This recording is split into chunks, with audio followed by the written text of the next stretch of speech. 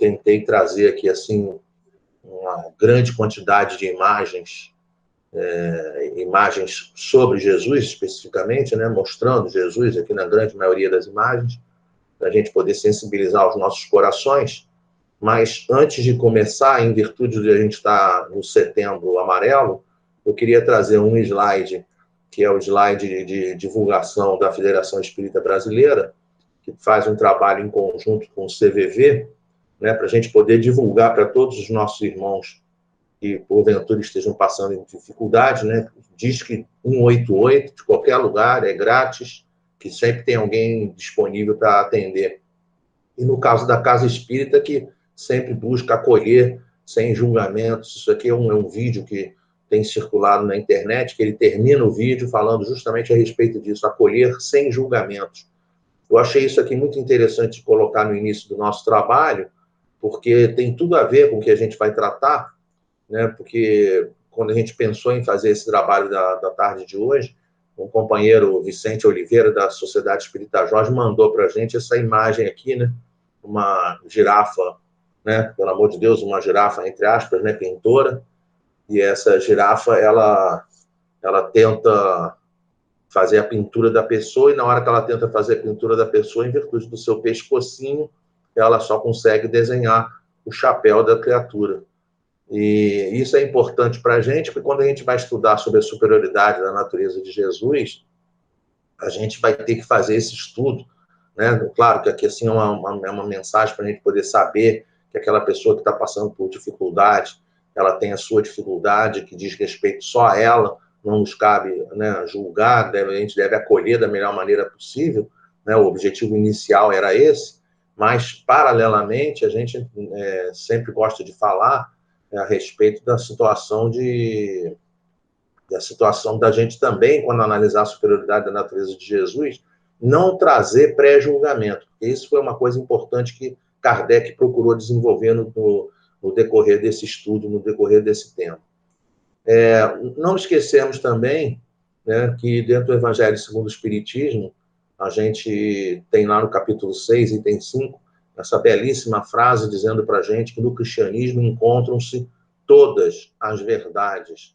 Isso é uma coisa muito importante para nós, porque dentro do nosso entendimento, não é à toa que a gente, quando olha companheiros até mesmo de outros grupos, de outras religiões, de outras doutrinas, né, quando eles falam, né, Monja Coen, Dalai Lama, e por aí vai, um monte de gente, da mesma maneira que alguns que já foram embora, Gandhi e o Papa Francisco, você pode pegar qualquer um, Madre Teresa de Calcutá, pode pegar qualquer um. Quando eles falam, a gente olha e fala assim, nossa, essa pessoa parece que é espírita, mas não é porque ela seja espírita. Não sei se vocês já tiveram a oportunidade de folhear ou ler o Alcorão. Na hora que você lê o Alcorão, você fala assim, nossa, esse cara é espírita. Mas não é por causa disso, é porque as verdades que estão dentro do cristianismo são verdades, são filosofias, são tão poderosas que permeiam todas as demais doutrinas, né, dessas doutrinas que Kardec colocou de maneira muito clara. Toda religião que leva o homem ao caminho do bem é boa. Então, é por isso que a gente tem essa identidade de pareceres, identidade de conceitos. E, para nós, isso é muito importante, e não esquecer, né, que em qualquer momento de nossas vidas, Jesus coloca no fechamento do Evangelho de Mateus, dizendo para a gente assim, ensinando-os a guardar todas as coisas que eu vos tenho mandado, e eis que eu estou convosco todos os dias até a consumação dos séculos. Amém. É o fechamento do Evangelho de Mateus. Eu peguei o fechamento do Evangelho de Mateus e, paralelamente, peguei a abertura do... Né? Aliás, eu botei aqui antes ainda uma parte do Sermão do Monte.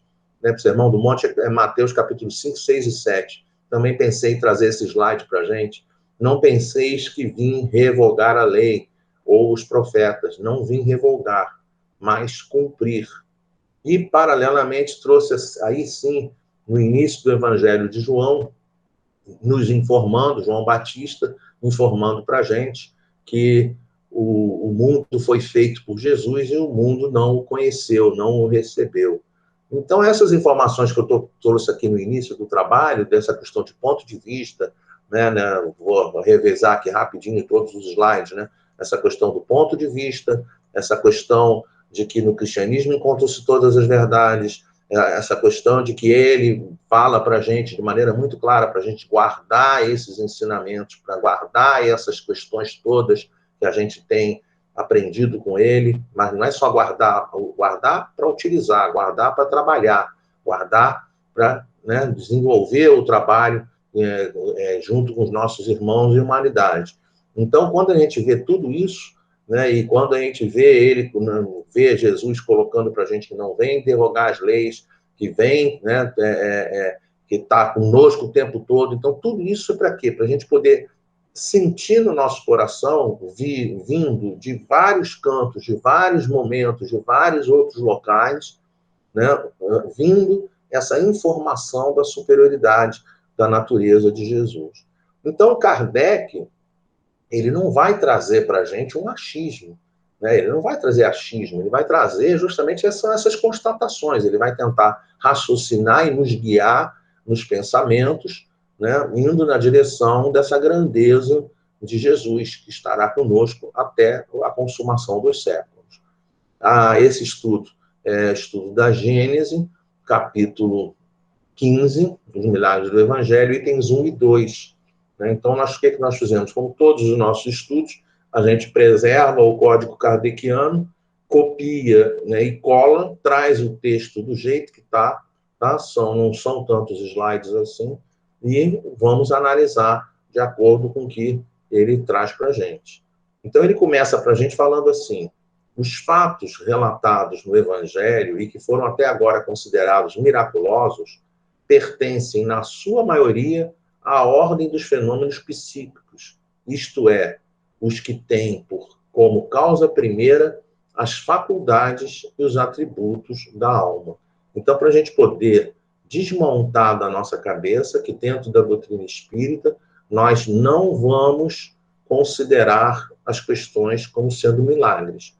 Ou a gente vai conhecer a origem, ou a gente vai dar algumas, né, ideias possíveis do que está acontecendo, né, do que está ocorrendo, né, qual é a sistemática, qual é a teoria que envolve, né, o tratamento ou qualquer outra coisa, ou a gente vai nesse caminho, ou a gente vai no caminho contrário, que é simplesmente você perceber que não é milagre, mas que a gente não conhece a origem do fato.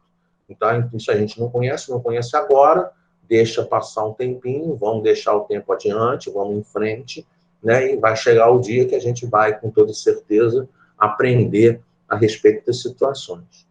Ele, quando fala a respeito dessas faculdades, atributos da alma, quando ele está falando a respeito desses milagres, dessas coisas que aconteceram no passado, que eram trazidas e eram tratadas como milagres, ele está falando para a gente, e aí nós vamos ainda na Gênese, no capítulo anterior, para a gente poder ver que, muito rapidamente, 3 maneiras da gente poder fazer o tratamento de pessoas, né? Ou faz o tratamento de pessoas por intermédio do magnetismo humano, né? Está lá na Gênese, capítulo 14, item 33, lá no primeiro item, tá?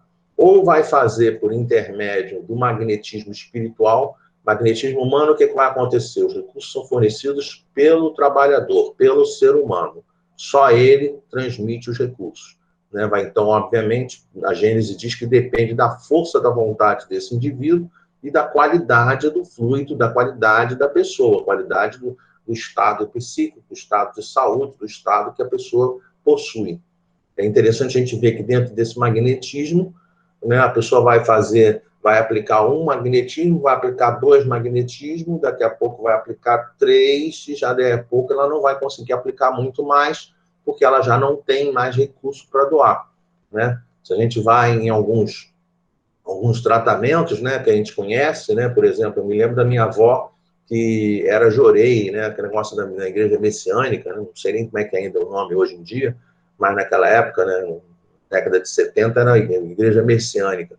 E aí ela falava para a gente, ela ia aplicar jorei, Aí a ordem era assim, aplicava o primeiro, aplicava o segundo, aplicava o terceiro, e aí tinha que sentar para poder ela receber a reposição das energias para poder continuar o trabalho. Então, sempre dessa maneira, aplica um, aplica dois, aplica três, recebia e continuava o trabalho. Por quê? Porque o magnetismo era magnetismo humano. No centro espírita, às vezes, diga-se passagem, o Centro Espírita Luz e Caridade é um centro que funciona dessa maneira, nas reuniões públicas, né? O trabalho é o magnetismo espiritual.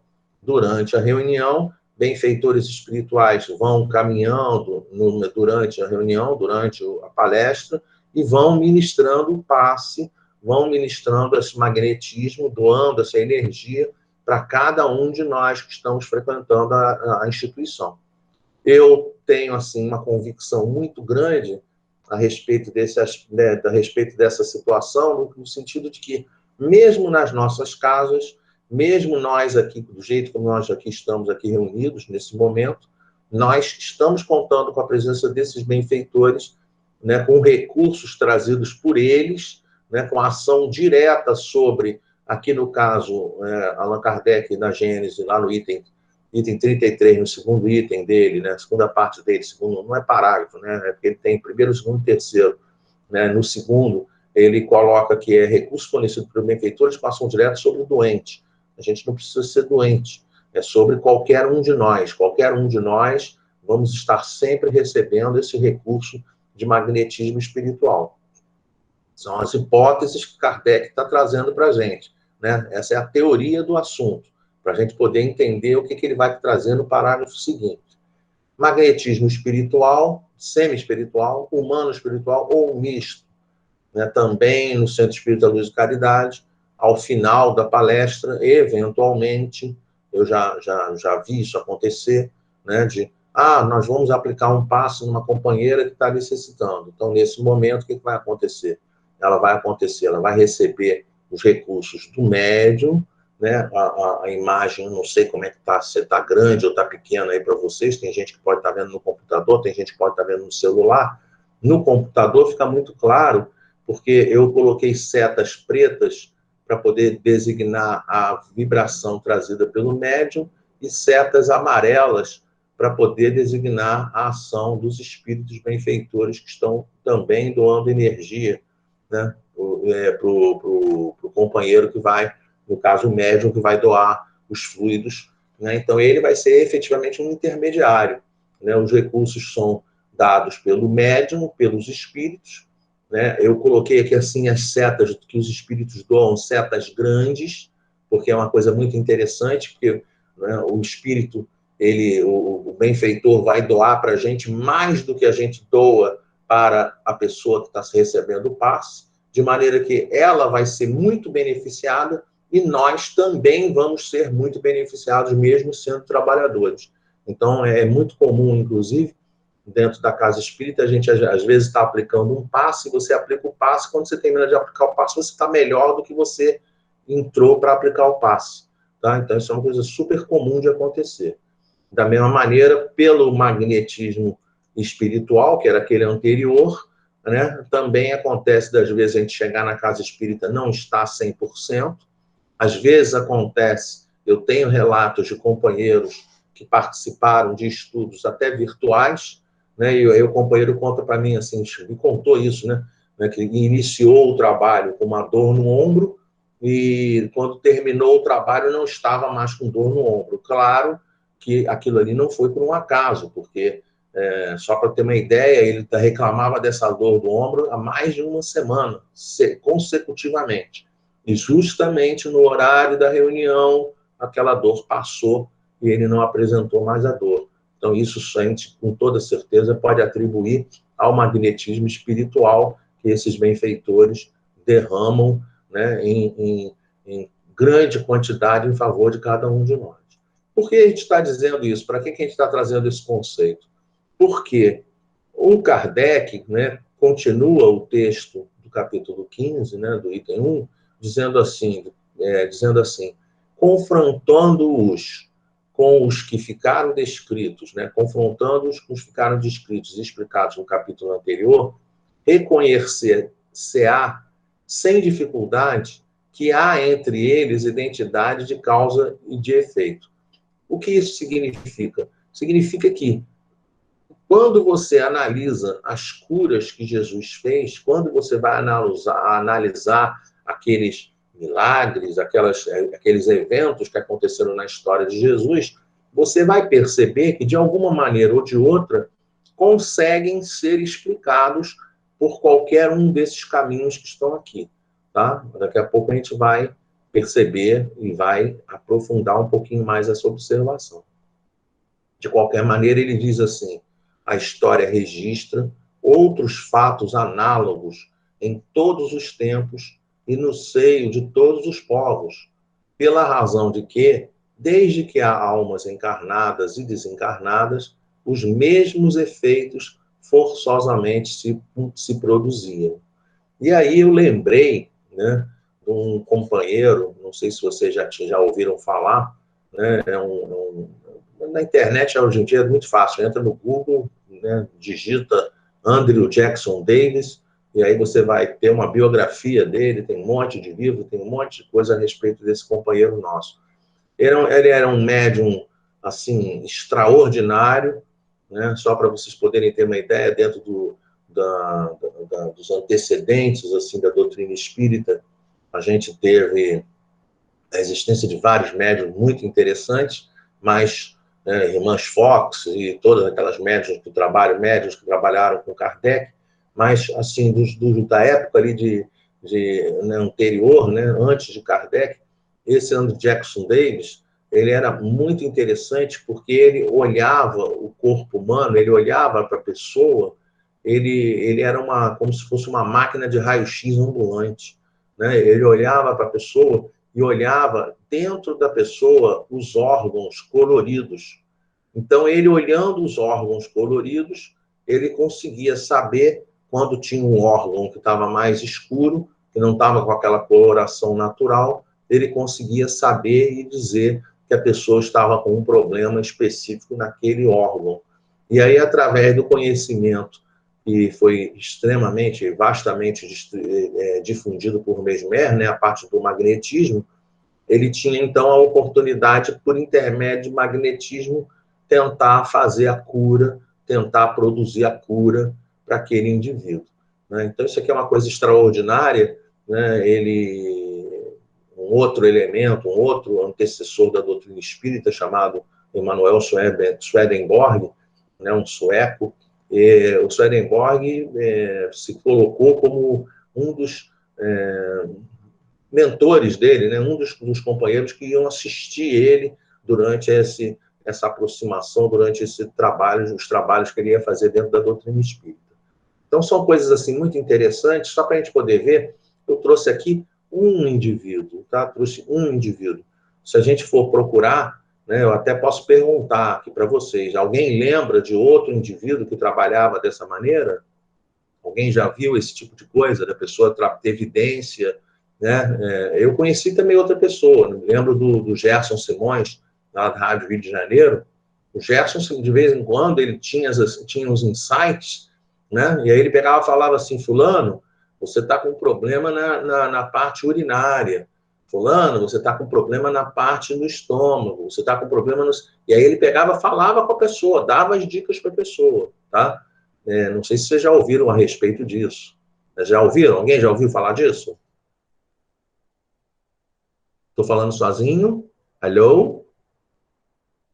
Não ouviram não, né? Não, Eduardo, não ouvi, não.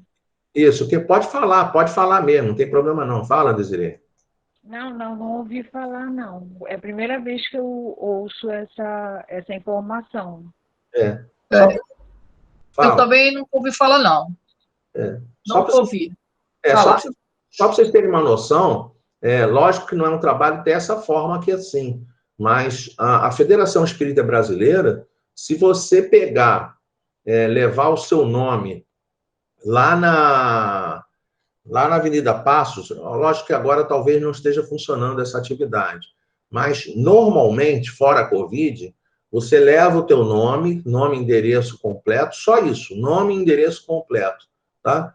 E esse nome é levado para uma reunião mediúnica, e nessa reunião mediúnica, eles passam homeopatia, receita homeopatia, tá? E é impressionante que vários companheiros nossos já recorreram a essa situação e a pessoa pega aqueles manuais de homeopatia, tá? Então, só para poder ter noção, o cara lá na Federação Espírita Brasileira, sem olhar a pessoa, sem ver a pessoa, só com o intermédio do nome e endereço da pessoa, ela consegue dizer, né, receitar, dizer o que a pessoa tem, o que a pessoa precisa, só para a gente poder ter uma noção a respeito do assunto, tá? Estou dando exemplo de coisas no nosso patamar para a gente, né, vislumbrar o que significa quando chega na hora de Jesus. Entenderam? É isso que a gente tem que ficar pensando. Ou seja, se com a gente, que somos espíritos imperfeitos, né, que estamos engateando, que tem muita água para rolar, se com a gente é dessa maneira, imagina como que não funciona ou como não funcionou no tempo de Jesus. Tá? Só para a gente poder perceber. E aí, então, Kardec, ele diz assim, pode-se, é verdade, no que se refere a esse ponto, contestar a veracidade da história.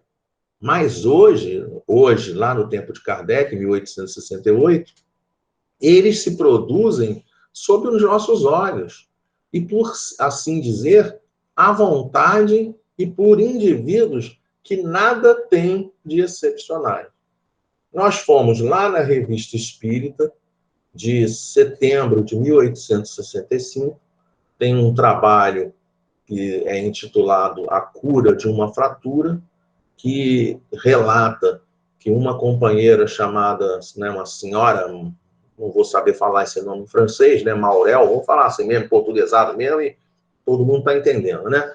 A senhora Maurel, que eu coloquei aqui, é de encarnada, tá? Ela tomou um tombo do tamanho do mundo, né? Caiu, arrebentou o braço, mas arrebentou o braço de terminologia que Kardec descreve, que era notório que o braço estava quebrado, que o osso estava quebrado, e eu pressuponho que seja o que equivale hoje em dia, o pessoal diz que é fratura exposta, né? Deve ser uma coisa assim terrível, estava muito feio o aspecto, e um companheiro desencarnado, que era médico, doutor Demeuri, né? Vou falar da maneira como está aqui, né? E aí o que acontece? É feito um trabalho no braço dela, um trabalho mediúnico, né? Estavam presentes a doente, que era a senhora Maurel, um magnetizador que, né, deu uma magnetizada nela para ela dar uma apagada básica para poder fazerem o trabalho, né?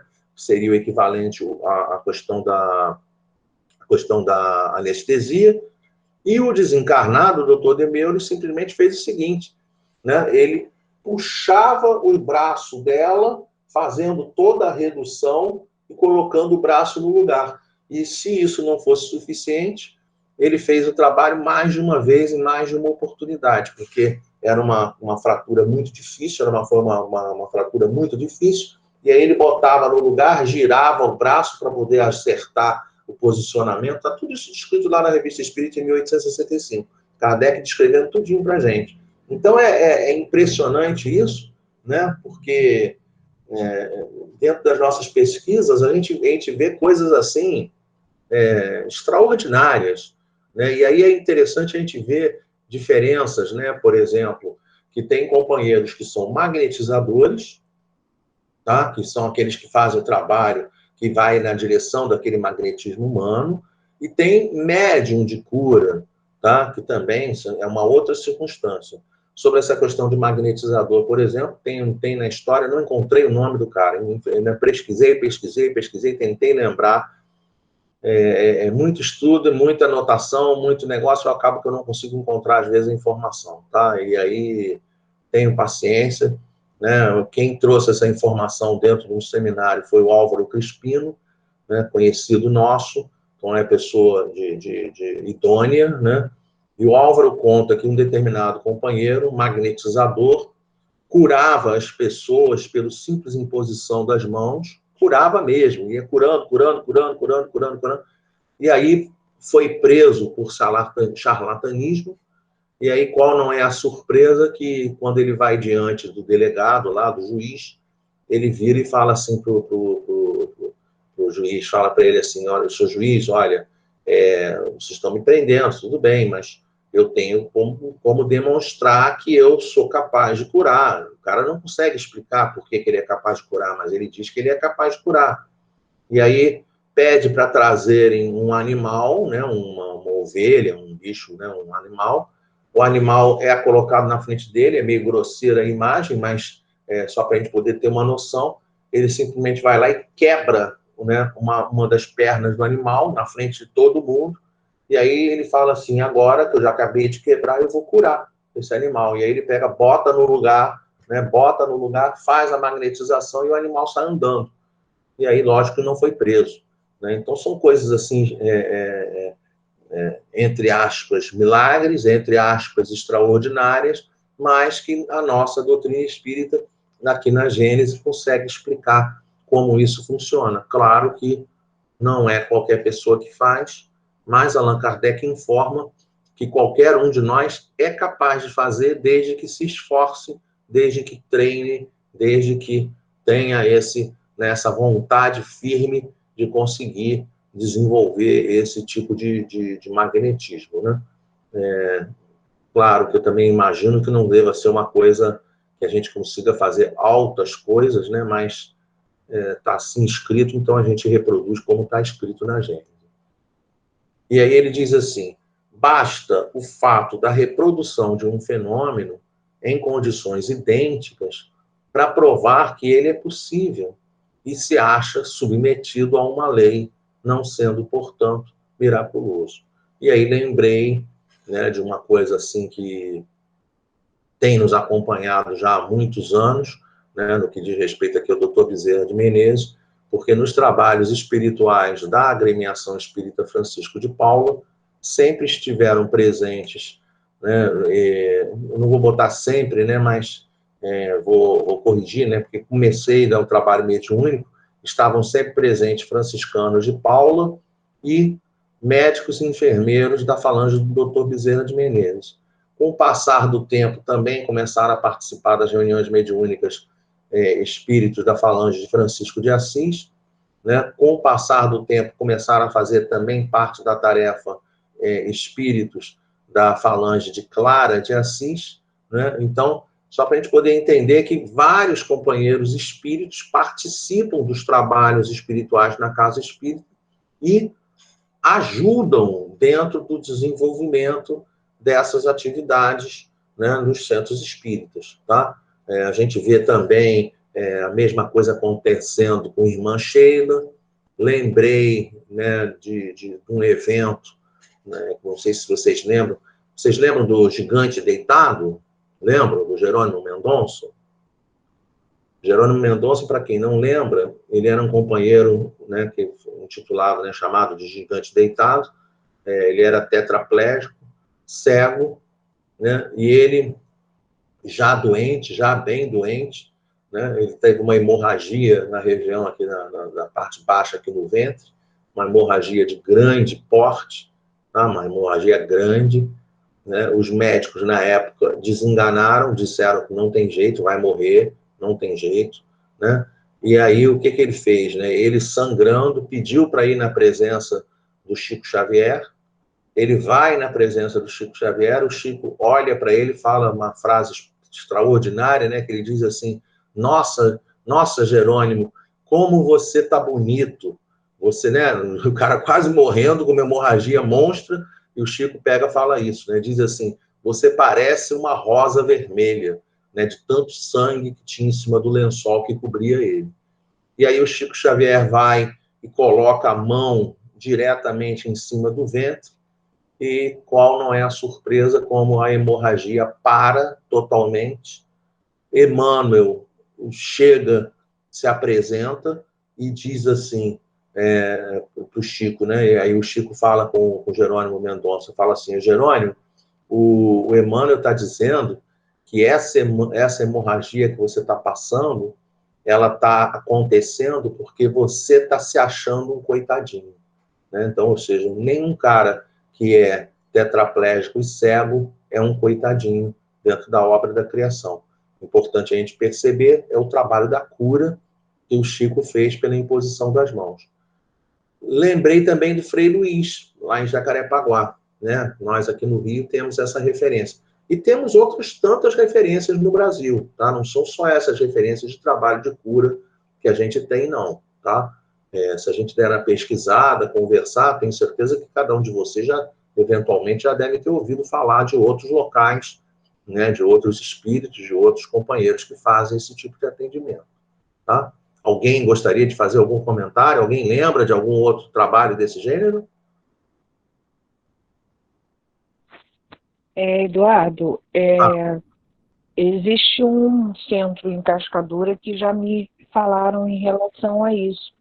E eu acho muito interessante e muito bonito esse tipo de trabalho ajudando o próximo, né? Eu acho que é bem assim como você falou mesmo. Isso. E o fundamental desses dias, sabe uma coisa que é legal? É que, na grande maioria dos casos, eles dizem assim, você está sendo tratado aqui, mas você não vai prescindir do atendimento médico, né? Não é só para ir ao centro espírita. É isso que é importante a pessoa entender. É que, eventualmente, poderá ter um trabalho de cura no centro espírita, mas não é para a pessoa só ir ao centro espírita. É um trabalho complementar, é uma coisa a mais. É isso que a gente tem que conseguir perceber. Mas é lindo mesmo. Eu não sei o nome desse centro que você está falando, não. Tá? Mas, eu já ouvi falar de outros no interior do Brasil, no interior de São Paulo, né? Ou seja, tem outros aí, mas eu não consegui lembrar assim, especificamente dizer tal centro faz isso, tal centro faz aquilo. Né? Lembrei do Frei Luiz, né? Lembrei dos centros que trabalham com Irmã Sheila e dos centros que trabalham com o Dr. Bezerra. Né? Eu acho muito legal essa fala do que você acabou de dizer, da procura ao médico, e principalmente a mudança do comportamento do ser humano. Sim, porque sim. isso que importa. Isso. E foi o que o Chico falou com o Jerônimo. Você está com uma hemorragia, os médicos estão dizendo que você vai morrer, que não estão encontrando cura para você. Né? Eu vou aqui parar a hemorragia. Parei a hemorragia. Né? O Chico parou junto com os espíritos, junto com a ajuda de benfeitores. Então ele para a hemorragia. Nós vamos parar a hemorragia. Mas você está com a hemorragia porque você está se achando coitadinho. Então você tem que passar pela tua reforma, né? Porque senão fica aquele negócio, igual reunião mediúnica. Né? O fulano está com uma obsessão. Aí o cara pega, vai lá e tira o espírito. Tá bom, tirou o espírito e o cara continua sendo a mesma pessoa, vai chegar outro espírito. Né? Então não resolve. Né? O que resolve é a pessoa se transformar para que ela não venha ter mais necessidade de passar pela mesma circunstância. É isso que a gente tem que perceber. É isso aí mesmo, quer dizer, obrigado aí. Olha, quem quiser falar, pode falar, tá? Estou vendo um monte de nomes aqui, gente que tem conhecimento aí, que pode auxiliar no trabalho, tá? Não fiquem calados, não fiquem com... Porque senão vira palestra, né? Isso não é o que a gente queria. Bom, dando continuidade aqui na Gênese, ele diz para a gente assim, Kardec, o princípio dos fenômenos psíquicos repousa, como já vimos, nas propriedades do fluido perispirítico, que constitui o agente magnético, nas manifestações da vida espiritual durante a vida corpórea e depois da morte, e, finalmente, no estado constitutivo dos espíritos e no papel que eles desempenham como força ativa da natureza. Então, mostrando para a gente, né, a Gênese, lá no capítulo anterior, mostra toda essa tese, né, de substituição de células mal-sãs por células de saúde, né, que é a maneira como a gente trabalha o assunto, né, essa manipulação, quando a gente faz prece, pedindo essa parte de saúde para as pessoas, a gente sempre costuma, assim, de falar que esses benfeitores possam envolver cada um de nós, né, manipulando os laboratórios da espiritualidade, manipulando a natureza do nosso planeta, né, fazendo todo esse trabalho necessário para que cada um de nós tenhamos, né, a reordenação das nossas estruturas com células de saúde, substituindo as células que não são células de saúde. Tá? Então, eu botei aqui essa imagem, achei também conveniente a gente colocar essa imagem aqui, né, de um trabalho, desse trabalho de magnetismo dentro do centro espírita, né, o benfeitor fazendo exatamente aquilo que a gente estava mostrando. Esse desenho ficou muito bonitinho, né, porque o benfeitor está aqui, o espírito transparente aqui, né, o benfeitor irradia para médium. Eu queria falar para vocês que isso daqui é só uma visão pálida da situação, né? A gente, durante reuniões dentro da casa espírita, a gente vê não apenas um benfeitor irradiando para o médium, mas às vezes vê mais de um benfeitor irradiando para o médium, e mais do que isso, às vezes vê o trabalho composto. O espírito irradia para o médium, que vai irradiar para o paciente, para a pessoa que vai tomar o passe, e, paralelamente, tem outro espírito também mandando energia aqui. Ou seja, uma coisa assim espetacular, né? Porque o bem é o bem, né? Os espíritos, eles querem que o bem aconteça. Os espíritos querem que as coisas aconteçam na vida da gente. Então, eles não se furtam em somar recursos para trazer as melhores coisas, as melhores situações para cada um de nós. Então, isso aqui é só uma ideia mostrando para a gente, dando uma ideia, né, física, visual, do que Kardec acabou de falar com a gente. Conhecidos esses elementos e comprovados os seus efeitos, tem-se como consequência de admitir a possibilidade de certos fatos que eram rejeitados enquanto se lhes atribuía uma origem sobrenatural. Eu, nessa hora que eu li essa frase aqui, assim, eu lembrei assim, gente, a parte de antibiótico começou no final da Segunda Guerra Mundial, 1943, 44, 45, que começou a ser descoberta por Alexander Fleming a penicilina. Tá? A penicilina, a menos que eu esteja enganado, Desirê pode me ajudar também nesse aspecto, né? Mas a menos que eu esteja enganado, a penicilina é aquela injeção terrível que às vezes a pessoa toma quando está com uma infecção braba, que é a tal da benzetacil, né, que a pessoa não aguenta nem tomar no braço, né, tem que tomar na nádega, né, de tão pesada que é a injeção. Tá? Não existia. 1943, 44, 45, que foi a invenção da penicilina. Né? Aí descobriram que existia esse antibiótico. Antes disso, não tinha antibiótico. Tá? Se a pessoa tivesse uma espinha e se por acaso tentasse espremer e passasse para a corrente sanguínea, septicemia. Se tinha uma ferida e não tomasse cuidado, septicemia. Então são coisas assim que a gente não tem nem ideia de como funcionam, né? Porque a gente não viveu isso, né? A gente não, graças a Deus, a gente não viveu esse tipo de situação, né? E aí eu pensei na quantidade de remédios, que a gente tem hoje em dia, que trabalham, né, de maneira efetiva para a nossa saúde. Tá? Se a gente pegasse um remédio desse, né, a pessoa está com dor, né, eu estava pensando, por exemplo, em dor de cabeça. Eu durmo muito mal, né, acabo fazendo muitas coisas e acabo que eu durmo mal. E, às vezes, eu sou acometido de enxaqueca braba, tá? Daquelas que, às vezes, eu tenho enxaqueca que tem que tomar um remédio, daqui a pouco tem que tomar outro remédio, daqui a pouco tem que tomar outro remédio, né? Não adianta tomar um só, não. Você tem que tomar vários remédios para conseguir, né? Várias doses para poder conseguir bloquear o efeito da enxaqueca. E eu fico imaginando essa situação lá no tempo de Kardec. Né? Então, a pessoa vê uma determinada coisa acontecendo, ela fala assim, nossa, como é que isso aconteceu? Ela não sabe como aconteceu. Mas os espíritos sabem como deve acontecer. Eles sabem, porque os espíritos, eles têm acesso, né, ao nosso corpo. Eles têm acesso, né, por intermédio, como disse aqui Kardec de maneira muito clara, do perispírito. Eles conseguem trabalhar perispírito para poder atingir o corpo daquela pessoa que está doente, daquela pessoa que precisa ser curada.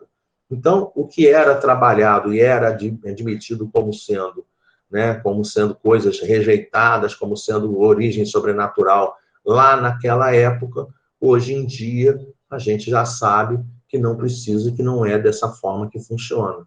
A gente já tem hoje em dia um esclarecimento muito mais claro a respeito desse assunto. E aí, no item 2, ele já vai começar a tratar diretamente da questão de Jesus, né? Porque ele já deu né, uma base doutrinária, já deu toda a base doutrinária, já apontou na direção de que não é milagre, e aí agora ele vai analisar a questão de Jesus. Mas ele começa, né, a analisar essa questão falando um parágrafo muito forte, né, que ele diz assim: sem nada pré-julgar sobre a natureza do Cristo, cujo exame não entra no quadro desta obra, e não o considerando por hipótese, senão como um espírito superior, não podemos deixar de reconhecê-lo como um dos espíritos de ordem mais elevadas e, por suas virtudes, colocado muito acima da humanidade terrestre. Né? Kardec não se trata, está deixando claro para a gente, não se trata de julgamento prévio. Não é isso que ele está fazendo dentro dessa obra. O que ele está tentando reunir, e que nós, hoje em dia, graças a Deus, por internet, por quantidade maior de informações, né, a gente precisa lembrar coisas assim. A luz elétrica foi a primeira experiência vencedora de luz elétrica em corrente contínua, foi por Thomas Edison em 1879, 10 anos depois da desencarnação de Allan Kardec, que foi em 1869. Então, reparem, tá? Kardec fez tudo isso daí sem luz, tá? Sem luz elétrica. Era lampião, né? Lamparina, né? É luz de vela. Tá? Isso é uma coisa assim, é uma coisa fantástica. Aí nós, hoje em dia, com a quantidade de consulta de internet, quantidade de livros que a gente tem sobre o assunto, quantidade de conhecimento da medicina, né? Quantidade de experiências que a gente consegue trocar uns com os outros. Então, não tem nem comparação, tá? Então, o que Kardec está querendo que a gente faça é que a gente faça o quê? Que a gente faça análise das situações. Não pré-julga, tá? Faz análise da situação. O que está acontecendo? Como é que é isso? Como é que funcionou? Né? Descreve a situação, analisa a situação, usa aquele conhecimento de Erasto, que diz para a gente, recusa 10 verdades, mas não aceita uma única mentira. É melhor recusar 10, desconfia. Entende? Ah, tem um espírito fazendo um trabalho muito bom em tal lugar. Chega na frente do espírito e diz para ele assim, eu não acredito que isso esteja sendo feito. Porque se for um espírito do bem, ele não vai perder a paciência. Ele não vai perder a paciência. Ele vai ter toda a paciência conosco. E é, né, porque se ele tiver a postura do bem, ele vai mostrar, a primeira coisa que ele vai dizer, ele dizer assim, olha, eu não quero provar nada para você, eu não preciso provar nada para você. Eu estou aqui fazendo bem. É isso que importa. Então a gente tem que fazer análise para poder ter constatação do que está acontecendo. A gente tem que analisar as virtudes daquele que está executando o trabalho. A gente tem que analisar os fatos. Então, quando a gente consegue, né, juntar essa caixa que está aqui assim, no que diz respeito a Jesus, a gente fica surpreso, né? Porque quando a gente analisa, quando a gente tem constatação, quando a gente vê a virtude de Jesus e quando a gente junta os fatos, a soma dos fatos, a gente olha e fala assim, opa, aí tem mais coisa do que a gente pode imaginar. E é justamente isso que Kardec vai fazer. Ele vai conversar com a gente, logo em seguida, que ele diz assim, pelos imensos resultados que produziu, a sua encarnação neste mundo, Kardec falando de Jesus, forçosamente há de ter sido uma dessas missões que a divindade somente confia a seus mensageiros diretos para cumprimento de seus desígnios. E aí eu peguei aqui questão 558, tá? peguei questão 558, para podermos falar de Jesus hoje, tá? Hoje, não encarnado, tá? A questão 558, ela diz assim, está lá no capítulo 10 do livro dos Espíritos, tá? Ela diz assim, os espíritos têm outra coisa a fazer além de se melhorarem pessoalmente? Resposta dos espíritos. Concorrem para a harmonia do universo, executando as vontades de Deus, de quem são ministros. Ou seja, desencarnado, o espírito dessa envergadura de Jesus vai ter sempre tarefas, vai ter sempre, né, desígnios, vai ter sempre missões a cumprir, que são missões ligadas à vontade de Deus. Eu poderia ter colocado aqui, para a gente poder também analisar no que diz respeito à história, na época que Jesus estava encarnado, para a gente poder botar aqui assim, né? Podem até vocês quiserem anotar, pode botar aqui a questão 132, que pergunta qual é o objetivo da encarnação. E aí a resposta vem para a gente de maneira muito clara, né? De maneira abreviada, mas muito clara, que tem o objetivo de progredir e cumprir a parte que lhe toca na obra da criação. Ou seja, pelo tamanho da tarefa de Jesus, pelo tamanho da missão, né, a gente percebe que essa missão é uma missão de grande porte, não é uma missão para qualquer um, né? É só a gente olhar como funcionam cada um desses espíritos, que a gente tem, né, tem visto aí de maneira muito clara, né? Você olha um Chico Xavier, o tamanho da missão de um Chico Xavier, de uma Madre Teresa de Calcutá, de uma Irmã Dulce, de um Frei Damião, né? Você olha uma tarefa de um Divaldo Pereira Franco, né? A gente vê que não são pessoas que estão, não são pessoas, né? Pelo amor de Deus, né? Entenda o que eu digo e não o que eu não digo, né? Tá? Não são pessoas, entre aspas, não são pessoas comuns, né? Não são pessoas, né? A gente olha assim determinados companheiros e fala assim, quantos filhos você tem? Aí a pessoa fala 1, 2, 3, né? Sueli está observando aqui para a gente, né? Isso daí é o fechamento, o Sueli, ela colocou, era médium de Deus. Isso aí é o fechamento do capítulo. Nós fizemos um slide a respeito disso, tá? É uma observação que o Espírito faz. Mas não é qualquer um que consegue ter esse tipo de tarefa que Jesus teve. Né? Isso aqui a gente tem que deixar muito claro. Isso é para a gente poder observar as atividades, observar os fatos, observar as ocorrências, observar todas as questões com o pé no chão e não com pré-julgamento. Isso que Kardec espera e que Kardec queria de cada um de nós. E aí ele pega e fala assim, mesmo sem supor que ele fosse o próprio Deus, mas um enviado de Deus para transmitir sua palavra aos homens, seria mais do que um profeta, porquanto seria um Messias divino. E para nós, doutrina espírita, né, já fizemos até trabalho a respeito disso aí, Janaína pediu para a gente fazer um trabalho a respeito disso, né?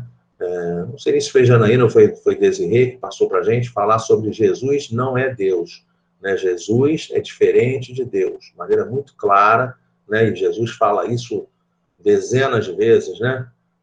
Para a gente poder acompanhar, né? Jesus diz para a gente em determinado momento, né?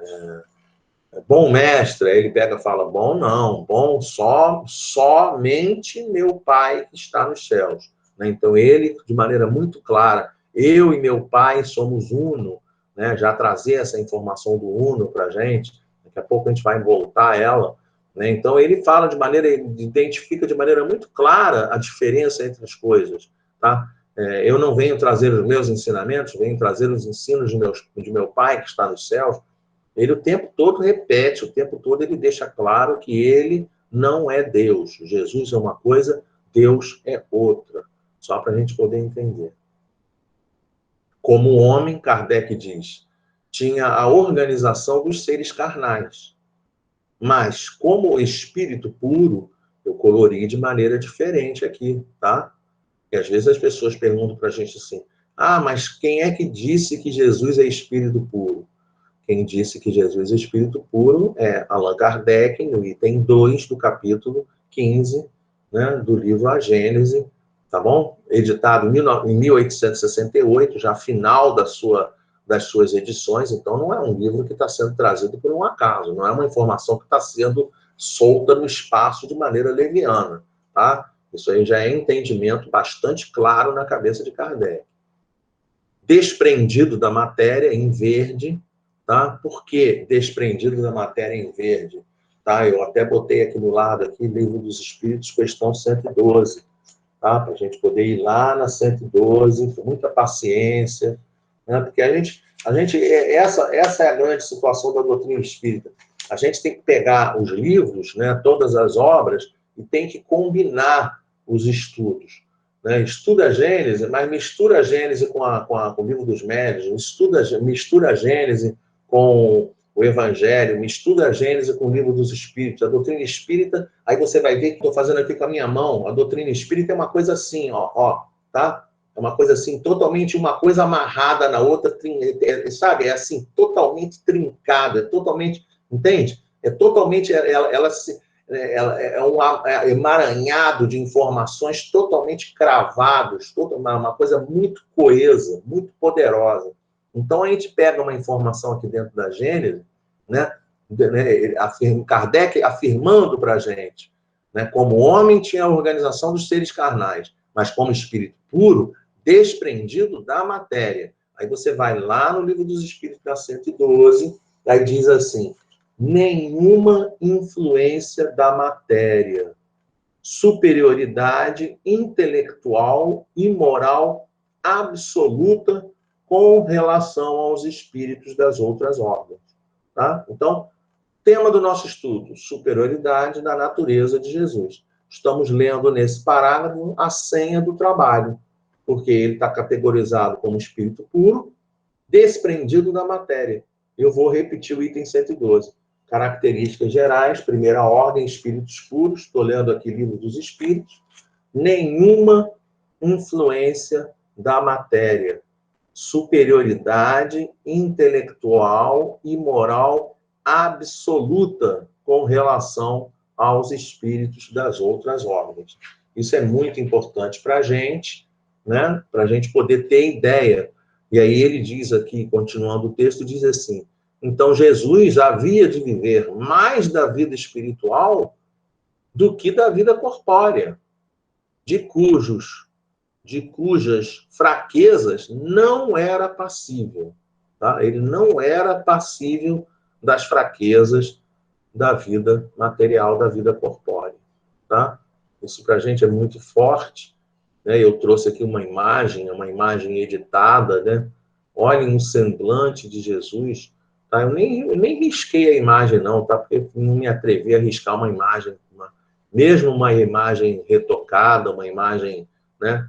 Jesus com carinha de cachorrinho sem dono, tá? Me desculpem, não tem nada a ver. Isso é interpretação do homem, não é o que a doutrina espírita traz para a gente.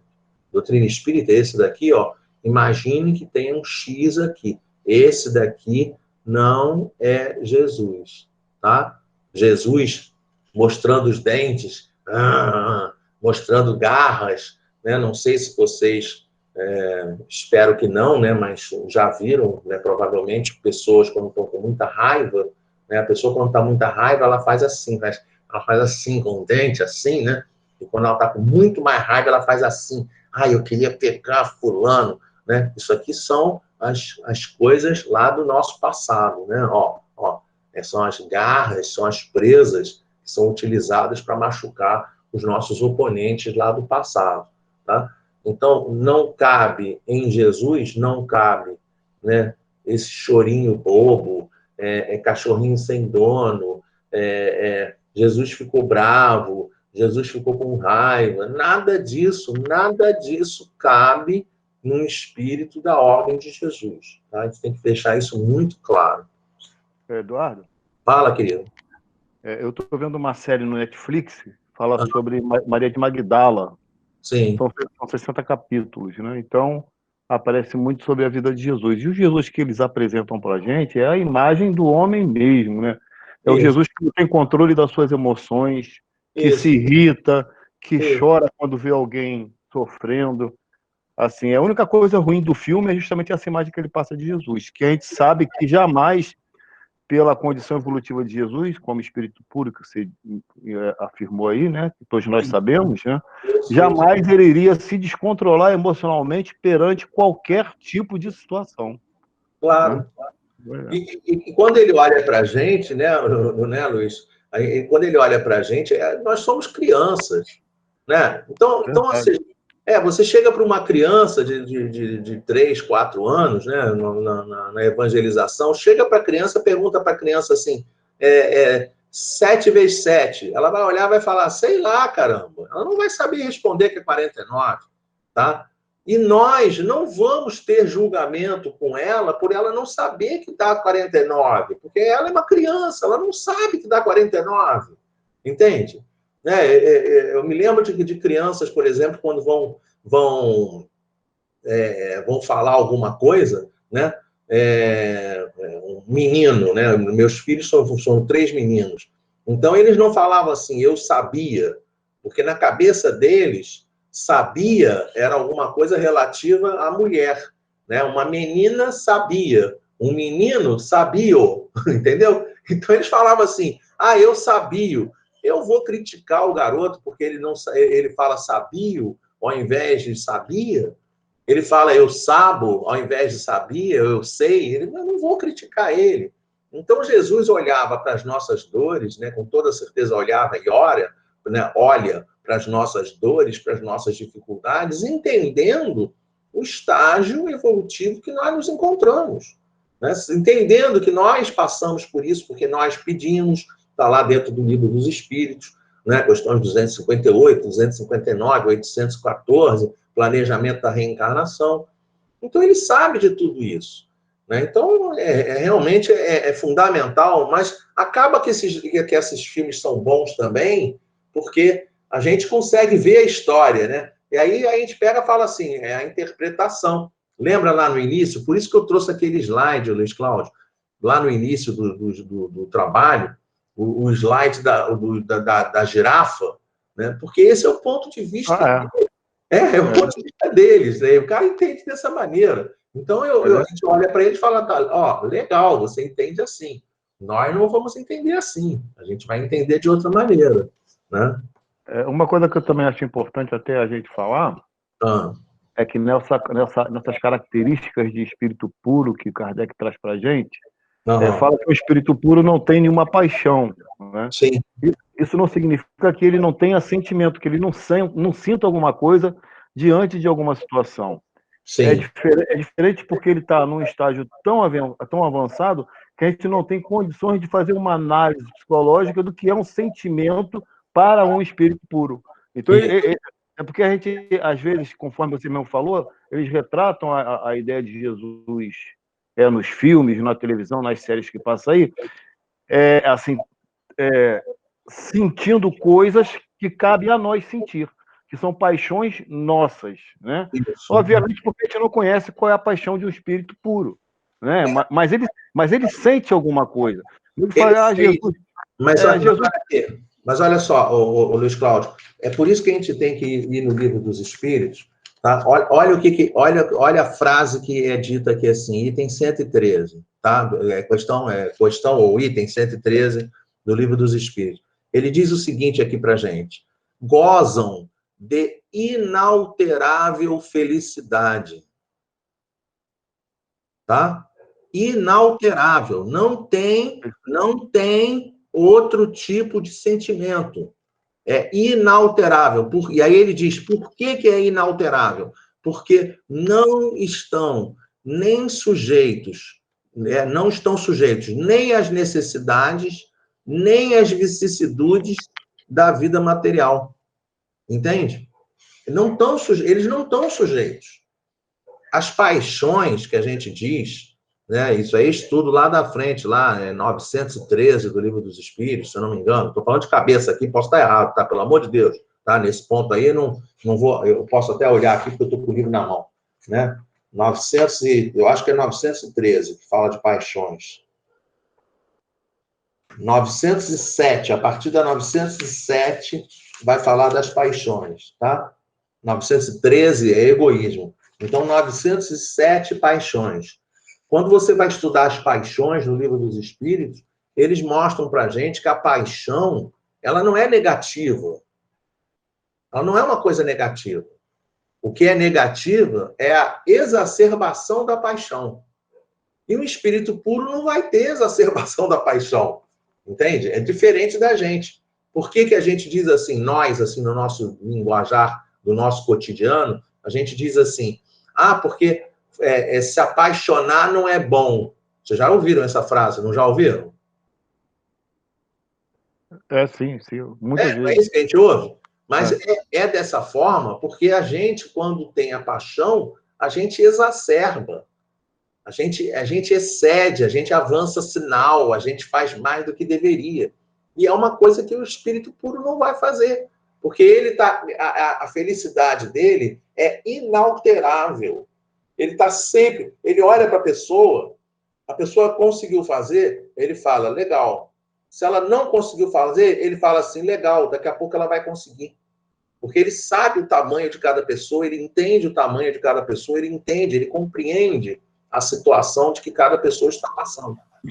A superioridade de Jesus com relação aos homens não resultava das qualidades particulares do seu corpo, mas das qualidades particulares do seu espírito, que dominava a matéria de modo absoluto, e da do seu perispírito, aurido da parte mais quintessenciada dos fluidos terrestres. Isso aqui é espetacular da gente poder observar, né? Porque é o seguinte, cada um de nós, está lá dentro do Livro dos Espíritos, cada um de nós constitui o nosso corpo, né? Nosso corpo físico, constitui o nosso perispírito, corpo físico com a matéria do planeta, e o corpo espiritual, perispiritual, o nosso perispírito, também com o fluido cósmico universal do planeta. O fluido cósmico universal ligado ao nosso planeta. Então, na hora de montar o perispírito de Jesus, ele utiliza os fluidos mais quintessenciados. É o topo de linha de fluidos em qualidade do nosso planeta. Então, imagina, na hora que ele vai doar um fluido, o fluido que ele doa é o fluido de maior qualidade, de melhor qualidade dentro do planeta. É isso que ele está doando para a gente. Kardec continua dizendo assim para a gente, sua alma não devia achar-se presa ao corpo, senão pelos laços estritamente indispensáveis. Eu coloquei aqui uma imagem da gente, nós, tá? Nós. Nosso sonho, o que a gente espera, né? Que a gente fala assim, que coisa boa se eu conseguir me sintonizar com a luz. Que coisa boa se eu conseguir sintonia com os espíritos de luz. Isso somos nós. A sintonia de Jesus era uno com Deus. Tudo que ele faz, tudo que ele age, todas as coisas que Jesus o tempo todo faz, sempre são 100% em harmonia com as leis de Deus. É isso que a gente tem que conseguir compreender. Um dia a gente vai entender com perfeição isso. Agora, às vezes, pode ser difícil ainda um pouco, mas a gente tem que entender que isso acontece.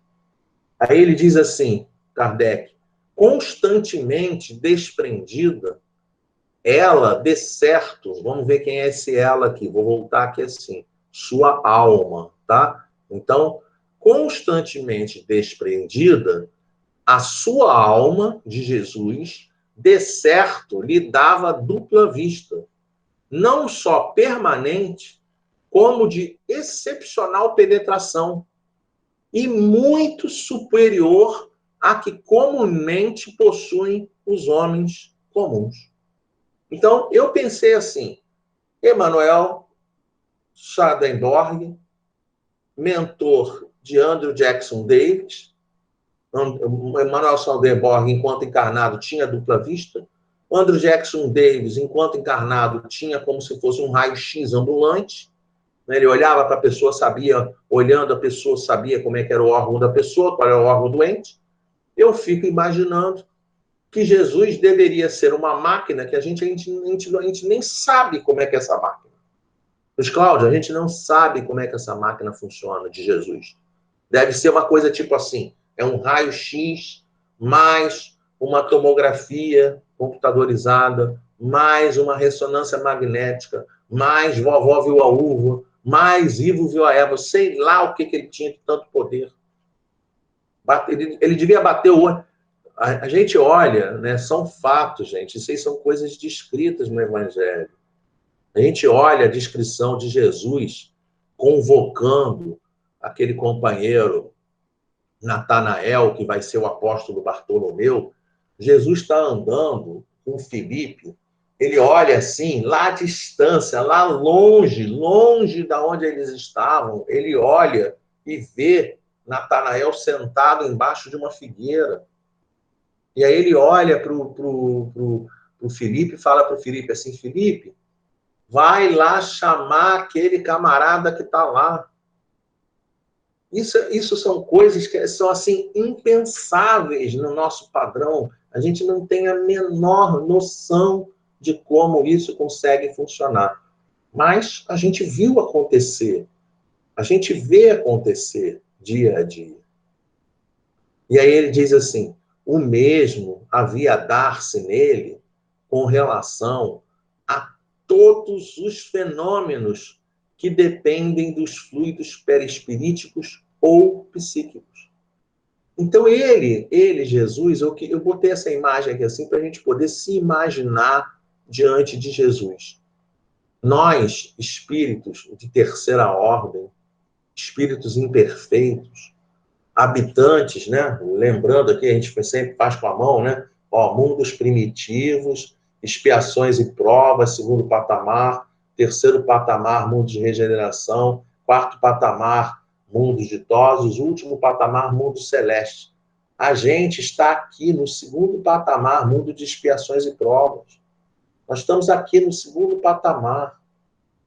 Então, nós, quando a gente olha para Jesus, é esse olhar, é essa situação aqui que está descrita aqui nessa imagem.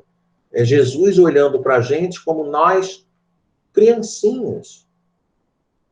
Não somos mais bebês, claro, graças a Deus nós não somos mais bebês, mas ainda somos crianças.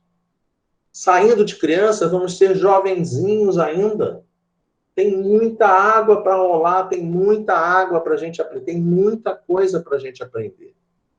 Então ele olha para a gente, olha que frase poderosa essa. O mesmo havia dar-se nele com relação a todos os fenômenos que dependem dos fluidos perispiríticos ou psíquicos. Ele tem condição de fazer o que bem entende, a hora que bem entende, o tempo todo, e nós estamos na caminhada, aprendendo devagarzinho, aprendendo, para um dia a gente conseguir efetivamente entender mais e mais como funciona esse pensamento desse espírito puro. Aí ele diz assim, Kardec, a qualidade desses fluidos lhe conferia imensa força magnética, secundada pelo desejo incessante de fazer o bem. Então, eu coloquei aqui uma imagem, né? A gente precisa recorrer aos filmes. A gente precisa recorrer. Essa imagem aqui é de um filme, é a mulher hemorroíça. Ela toca a veste de Jesus. A Gênese, já vou antecipar aqui para vocês, é a continuação desse capítulo, a Gênese diz que Jesus não exerceu vontade para poder cuidar, para poder curar a companheira. Por que ele não exerceu vontade? Não exerceu vontade porque é mais ou menos assim. Quando a gente está aprendendo a andar, né, vocês devem ter visto criança andando. Criança, quando vai andar, ela anda, né, titubeando. Ela anda assim, agora eu vou botar esse pé, agora eu vou botar esse pé, agora eu vou botar esse pé. E ela fica fazendo assim, vai alternando um pé atrás do outro. Nós, quando a gente está aprendendo a cozinhar, a gente vai cortar uma cenoura, né? A gente vê assim, você corta a cenoura, tá? Aí você vai cortando a cenoura, né, com o dedo em pé, tá? Aí você vai cortando a cenoura. Não sei se vocês já viram, a gente corta assim, né? Tá. 1, 2, 3, 4, e somos nós. O cara que já está acostumado a cortar cenoura, ele corta a cenoura assim. Entenderam? A pessoa que se acostuma a andar, ela não para pensar como é que ela está andando. É automático, tudo é automático. Então, o que acontece? Crescimento dos espíritos, né? Crescimento dos espíritos nessa escalada evolutiva. A gente sai de uma situação que a gente pensa assim, eu vou fazer o bem, mas nem que a vaca tussa. Vou fazer o bem para ninguém. Quero que as pessoas explodam. Aí depois você fala assim, eu preciso começar a fazer o bem. E aí você vai quebrando a cabeça, vai se esforçando, vai se esforçando, vai se esforçando. Aí você passa para o planeta de mundo de regeneração, está lá escrito dentro do Evangelho segundo o Espiritismo, que diz assim, né? As almas que ainda têm o que expiar repousarão. Aí a pessoa fala, uau, vai repousar. Não, não vai repousar não, porque esse repousar aqui, para quem já está tendo esse aprendizado, é enquanto você descansa, carrega pedra.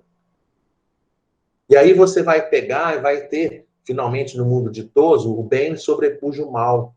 E aí você já começa a fazer o bem pelo bem. Vai fazendo bem. Por que você está fazendo bem? Eu estou fazendo bem. Por que você faz o bem? Eu faço o bem porque eu faço o bem. E aí você faz o bem, faz o bem, faz o bem, faz o bem, faz o bem.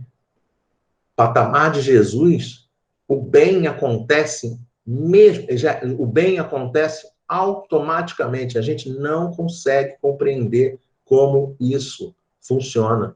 Olha o que ele diz aqui. Kardec diz, desejo incessante de fazer o bem. Essa é a característica de Jesus. Então, ele diz assim, agiria Jesus como médium nas curas que operava? Poder-se-á considerá-lo poderoso médium curador? Não, visto que o médium é um intermediário, um instrumento de que se servem os espíritos desencarnados. Então a gente descobre que o caso de Jesus não se enquadra em nenhum daqueles casos que a gente pintou lá atrás. É magnetismo humano, mas é de uma quantidade assim infinita, porque o magnetismo dele é de espírito puro, então é magnetismo infinito. É magnetismo espiritual porque ele, encarnado, está vivendo uma vida praticamente espiritual, porque não tem ligação com as coisas da matéria, não tem limitação com as coisas da matéria. E não é um espírito que ajuda ele. O espírito é comandado por ele, é diferente da gente. A gente recebe dos nossos espíritos benfeitores. Ele era o benfeitor. Então é isso que Kardec tenta deixar muito claro para a gente. Aí ele fala assim, ora, o Cristo não precisava de assistência, pois que era ele quem assistia aos outros. Então aqui está aqui a cura, né, do companheiro, né, lá do poço de Betesda. Aí depois ele fala assim, agia por si mesmo, em virtude do seu poder pessoal, como em certos casos o podem fazer os encarnados na medida das suas forças. Então aqui ele está curando um leproso. Depois ele diz assim, que espírito, aliás, ousaria insuflar-lhe seus próprios pensamentos e encarregá-lo de os transmitir? Jesus, conexão direta com o universo, conexão direta com Deus, conexão direta com as leis de Deus, conexão direta com a vontade de Deus, compreensão total da vontade de Deus. Nenhum espírito que não seja espírito puro tem essa capacidade, tem esse tipo de situação. Se porventura ele recebia algum influxo estranho, esse só de Deus lhe poderia vir. Só de Deus. Então, para que a gente estuda isso? Para que eu botei aqui assim essa imagem, eu achei essa imagem linda, porque ele está trazendo para a gente os ensinamentos, mas é como se ele estivesse recebendo a luz direta, a conexão direta com Deus, nosso Pai. E aí ele vai encerrar o trabalho. Ele vai encerrar o trabalho exatamente como aquela frase que a Sueli falou. Segundo definição dada por um espírito, ele, Jesus, era médium de Deus. Era ele, Jesus. Então, aqui assim nós trouxemos a imagem dele cuidando, né, da filha de Jairo, né?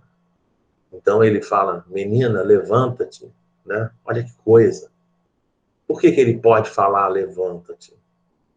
Por que ele tem condições de fazer isso? Tem condições de fazer isso porque a qualidade dos seus fluidos perispiríticos são suficientemente grandes, poderosas, a sua vontade de fazer o bem é suficientemente grande, poderosa, para irradiar e dar todas as condições necessárias para que a pessoa consiga fazer coisas que são totalmente incompreendidas, inexplicáveis e miraculosas com os nossos olhos ainda tão limitados e tão debilitados como são os nossos olhos. É isso que eu queria trazer para vocês, né? Estamos até terminando um pouquinho antes, mas aí é bom aí que fica no tempo aí para o pessoal falar alguma coisa se quiser. Mas fiquem à vontade. Paz em Cristo Jesus. Alguém gostaria de acrescentar alguma coisa sobre esse trabalho apresentado pelo Eduardo? Bom, me parece que todo mundo prefere ficar... Ótimo estudo, Eduardo. O Luiz está colocando aqui. Legal.